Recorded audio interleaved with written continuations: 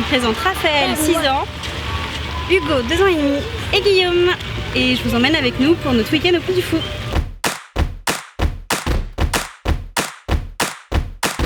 Salut, c'est Nathalie, ambassadrice pour Citizen Kid du blog Un jour après l'autre. Je vous emmène avec moi au Puy du Fou pour un week-end. Je pense que le mieux c'est vraiment d'y aller sur 2 jours parce qu'une journée ça nous laisse pas vraiment le temps de faire tous les spectacles. Il y en a énormément, ils sont vraiment sympas à voir et il y a tout l'environnement qui est vraiment extraordinaire.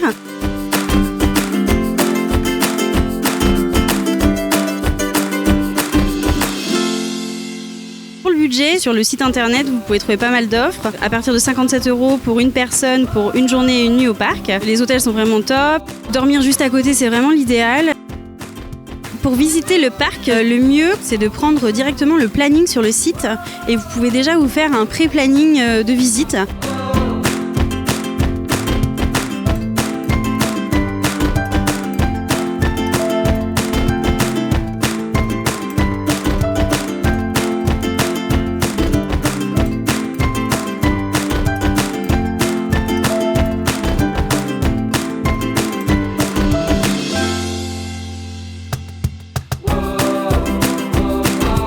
Je vous conseille de regarder la météo juste avant de venir. Comptez toujours un vêtement de pluie, des baskets, crème solaire, casquette, chapeau, lunettes de soleil, de quoi boire. Un goûter pour les enfants, le plan du parc qu'il faut toujours avoir sur soi. Un appareil photo quand même pour prendre des petits souvenirs. Et avec tout ça, vous avez de quoi passer une bonne journée au parc. On peut prévoir des pique-niques pour manger sur place. Après, les restaurants sont vraiment super, les gens sont en costume, la vaisselle est d'époque, le décor est vraiment sympa. On peut venir au parc alors en train, on descend à Angers. À Angers, vous pouvez prendre une navette, alors il y en a 3 par jour et la navette vous emmène directement au Puy du Fou. Si vous venez en voiture, il y a des parkings gratuits. Vous avez quelqu'un pour vous placer en fonction de la place qui reste. Et si vous avez réservé à l'hôtel, vous avez un petit papier à mettre sur votre pare-brise qui vous indique où vous devez vous garer et il est gratuit aussi et c'est assez pratique. Quand on arrive sur le parc, on récupère un petit flyer comme ça. C'est ce qui va vous permettre d'organiser toute votre journée. Il y a le plan ici et là il y a le planning.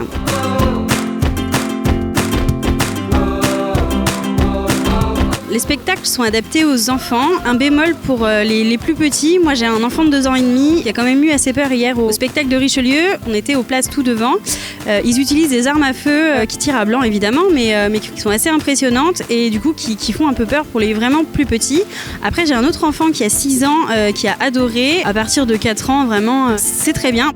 Les spectacles à pas manquer, ça va vraiment être les plus gros spectacles. Les Vikings, le bal des oiseaux fantômes, le secret de la lance, le signe du triomphe, les orgues de feu et évidemment la Cinécénie qui est le grand spectacle qui a lancé quand même le Puy du Fou. La Cinécénie, il faut savoir que c'est un billet qui se paye en plus du billet d'entrée. Ça vaut le coup, il ne faut pas oublier d'acheter le billet, de se couvrir et surtout d'y aller avec des enfants qui peuvent supporter le spectacle d'1 heure et demie.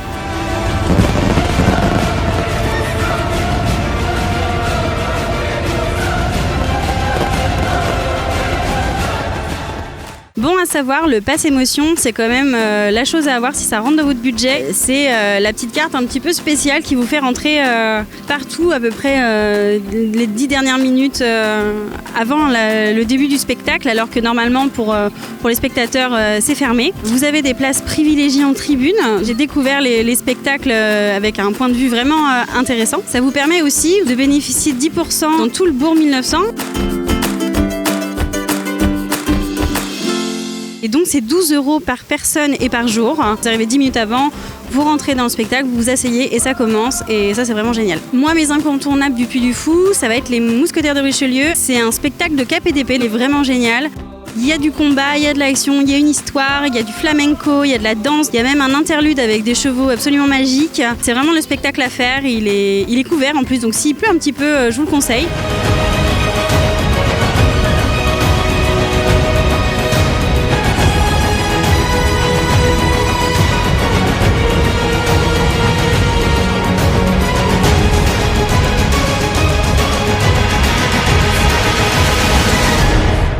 Mon deuxième préféré, ça reste le bal des oiseaux fantômes parce que j'ai un petit faible pour les oiseaux. et un bal aérien de 170 rapaces. Tout est bien fait, la musique, l'histoire, les oiseaux sont vraiment exceptionnels, ils volent pas très loin de vous. Vous voyez des oiseaux que vous n'avez pas l'habitude de voir, comme des vautours, des faucons, un aigle américain, un aigle à tête blanche, c'est vraiment exceptionnel.